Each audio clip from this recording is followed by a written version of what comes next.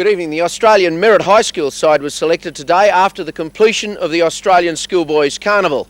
Here's the teams on the screen right now, and worthy of note are some of them. Andrew Ettinghausen of the De La Salle College is in the Cronulla first grade side, as is the number 3 David Burns, who originated from Taree that now plays out of Engadine High.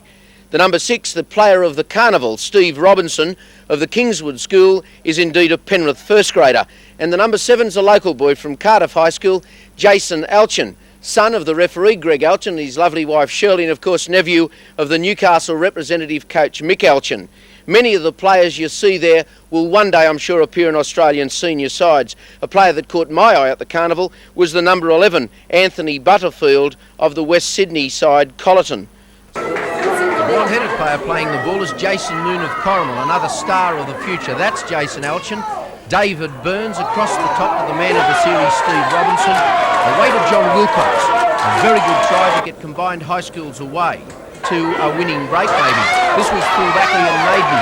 Turned it across the pool, short of the Wellington player, and that was the standard of the tries they scored all afternoon. The tackle there was Ettinghausen, the Cronulla first grade fullback. That was half-time 16-6. High schools won it 30-18 and took out the Carnival as a result. The quality of the football all week was exceptional. These were 2 of the best sides. The other sides, ACT, Queensland and the President's 13. On the local scene in first grade this week, Central plays Cessnock tomorrow at the International Sports Centre and will be trying to avenge that 84-0 defeat by the Goannas in the first round. Our TV game is the Maitland Lakes game, which Maitland incidentally won last round, 22 points to 18. Lakes will be striving to get up the ladder by beating Maitland, who are in equal first place tomorrow. On Sunday, Macquarie United play West. West won the first round encounter 44-8. Waratah plays South. It's a game of little consequence. South won it last time 30-14. And North and Curry are locked at the bottom of the 5 and really need to both win tomorrow. Only one of them can. North easily won the first round 42-18. If we look at the Premiership ladder, we see Western Maitland on top at 18, Cessnock on 16, Lakes on 15, Curry on 13, and just out of the 5 and the only 2 teams with chances of semi-final positions are North and Macquarie, who are on 12 points.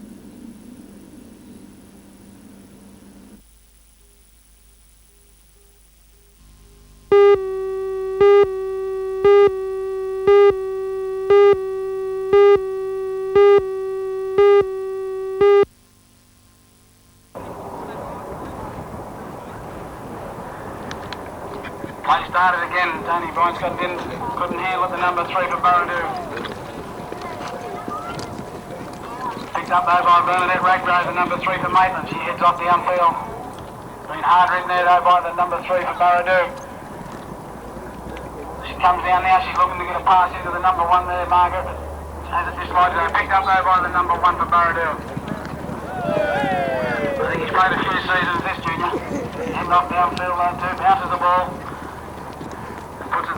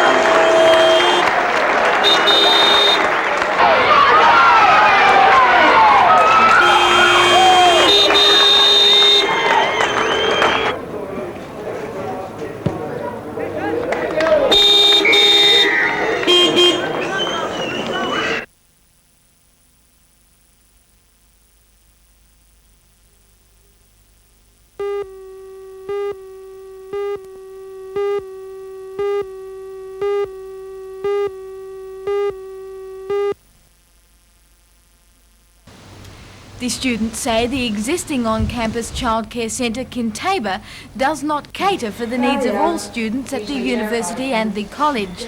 They say because it only provides day-long care, it is of no use to part-timers, and in any case, there is an 18-month waiting list. Today I spoke to the President of the University's Childcare Committee, Hazel Flynn, and from the CAE, Early Childhood Education lecturer, Mrs. Wendy Schiller. It's a very important issue for Newcastle specifically because there's only 5% of the children under 2 that are able to get access to childcare services here in Newcastle, and that's a very low proportion of children. So obviously childcare is very much needed in Newcastle and the surrounding areas, and of course one of the main highlights of that is the childcare that's necessary on the university campus. Hazel, that's an issue that you've been involved with. What is it that you're trying to set up here at the university? We have a long day care centre, Kintabah, on campus. However, it has an 18-month waiting list and only works in block sessions, which means that, for instance, if students only want to come for 1 lecture a day and have their child minded during that period, that's not possible with Kintabah. So what sort of thing are you looking at? What do you want to set up here? We're petitioning the council, the University Council, to set up an occasional childcare centre which would meet those needs.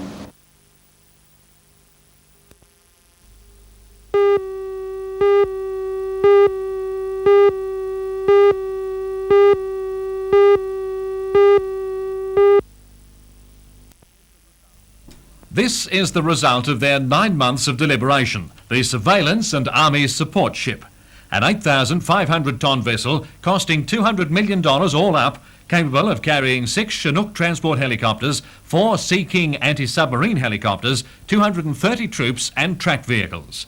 It would be built with containerised components for weapons, navigation command and communications modules.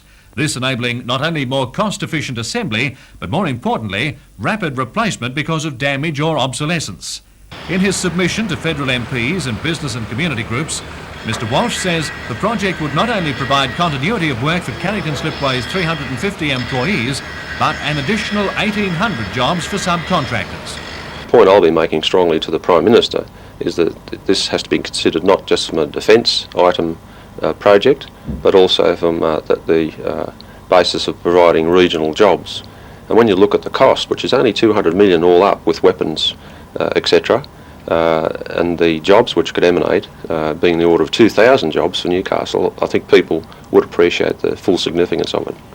Carrington Slipways is basing its confidence in this program on its experience with building the Navy's heavy lift ship Tobruk.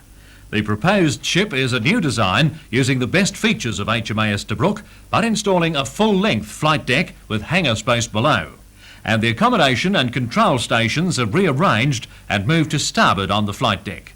Carrington Slipways, in its official submission, suggests the deployment of 4 such anti-submarine helicopter platforms around the Australian coastline, with the 5th free to undergo routine maintenance or refit. Carrington Slipways' Joint Managing Director, Mr Don Laverick, has also hinted that overseas inquiries have already been received. All that's needed now is the nod from the government. Well, I firmly believe that our new government are very pro-buying in Australia. They have expressed definite views on what should be done in Australia, and if they do agree, as our Minister for Defence says, that they need a helicopter platform, we're confident we can do it, and we believe that we should be given the chance to prove it. Great, okay.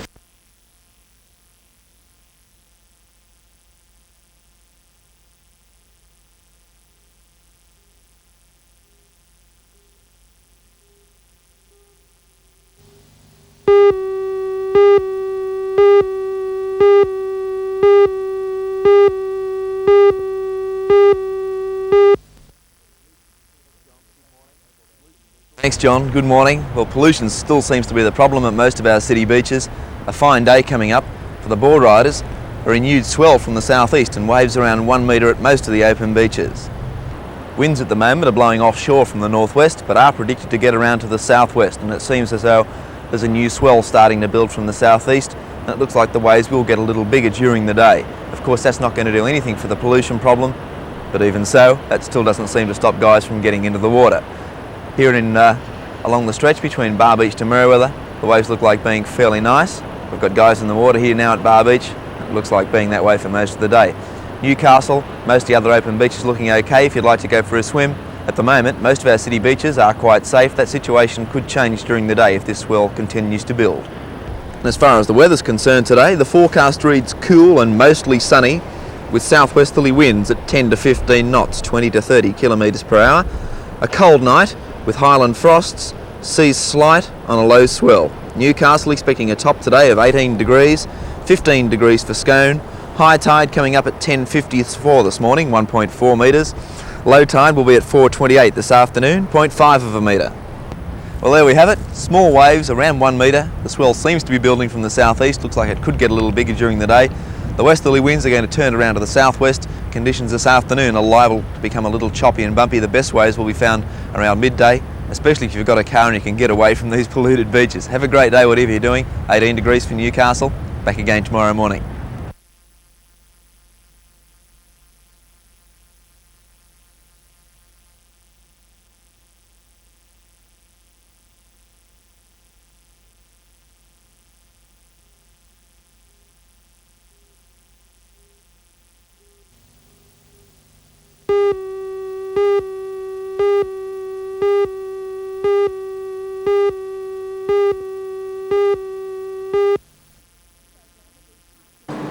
The program at the Tyce Hill Technical College is run in conjunction with the Commonwealth Employment Service.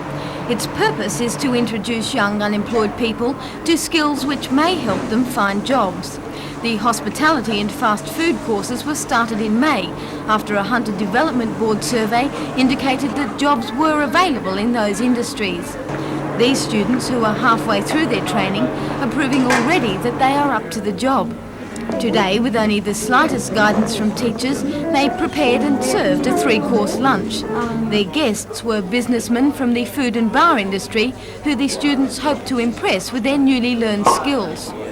Angela Callaghan, the course coordinator, is confident that most of the students will have found jobs by the time they complete their courses. She said today that many of those who began on the program 8 weeks ago have already left to take up full-time employment.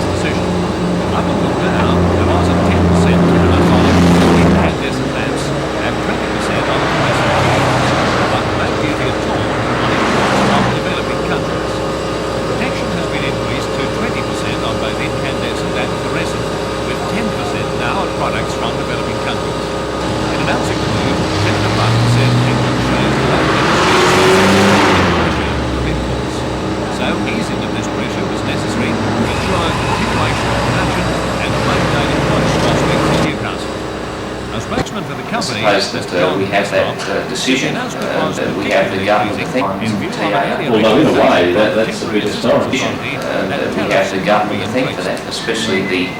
We felt pleased at the government's decision to increase protection to the industry. It certainly isn't in the amount that we asked for, but I think in the circumstances that we can be thankful for the government's consideration, especially considering that the Temporary Assistance Authority had made the decision and made the recommendation to the government that no temporary assistance be afforded to the industry.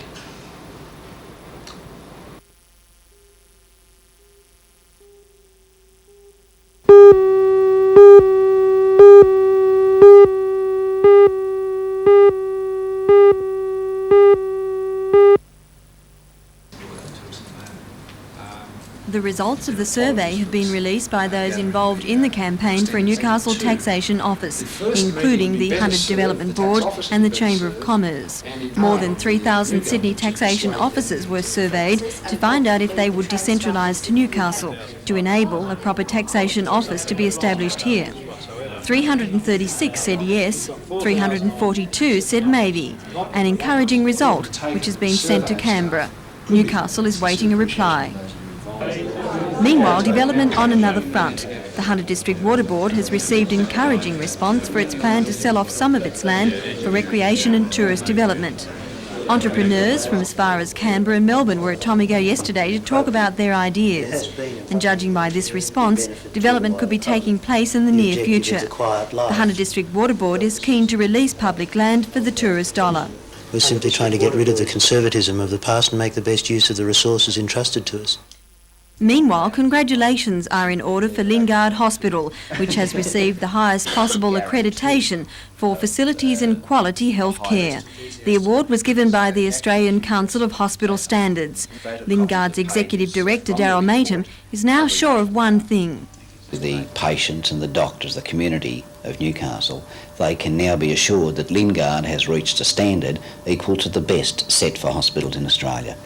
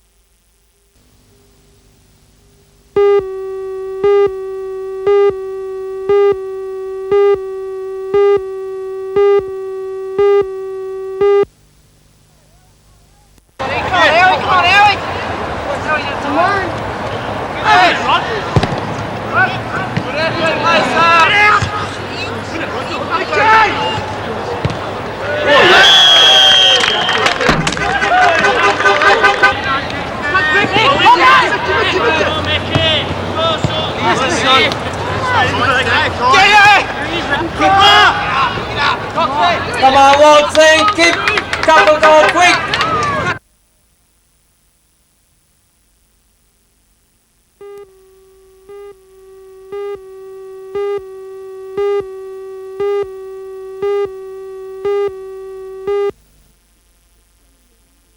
The meeting at the Newcastle Workers' Club was one of many being held around the state. The final decision on the proposed stoppage will be made at a state conference scheduled to take place in Sydney on the 6th of next month. The teachers are anxious to prevent the continuation of what they describe as a downgrading of primary and infant education. They say 700 jobs were lost this year and a further 900 will be cut next year if pressure isn't put on the government. Today's meeting was told that in the forthcoming state and federal budgets, most of the education grant will be channelled into secondary schools. According to the Teachers Federation, the government is making secondary education a priority in order to keep children at school longer and consequently reduce the unemployment figure. The Federation doesn't deny that secondary schools are in need of extra funds, but it says that money should be channelled from private education into the primary and infants area. The Teachers Federation, however, is not calling on the state for extra funds. It simply wants current staffing levels at primary schools maintained, despite falling enrolments. They've taken the opportunity to save salaries. We maintain that if they'd kept those teachers on the payroll, there would have been no extra expense. And they could have upgraded the services provided in primary and infant schools, including face-to-face release for those teachers and catering for the needs of some 100,000 children in regular classes that are in need of special education. But it would seem that both the state government and the federal government are making their priorities secondary retention rates. That means getting kids back into schools, in high schools, and taking them off the dole queues.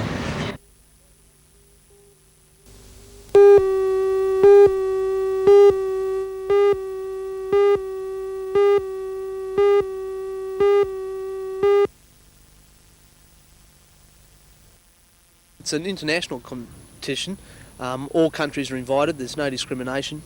My main opposition will probably be coming from Poland and America, which hold training camps unlike Australia. What sort of events will you be swimming in yourself? I'm swimming in the freestyle, the backstroke, the breaststroke and the 3x25 medley, which is the combination of the three events. Obviously the ambition is to win these events, but any other specific ambitions that you may have? To qualify enough to do well enough to be selected for the Olympic team next year, which is something I've decided to do now, which means 3 sessions a day in the pool and approximately 8 hours swimming a day, which is a lot of training, but that's what we're looking for now, the Olympics next year in America.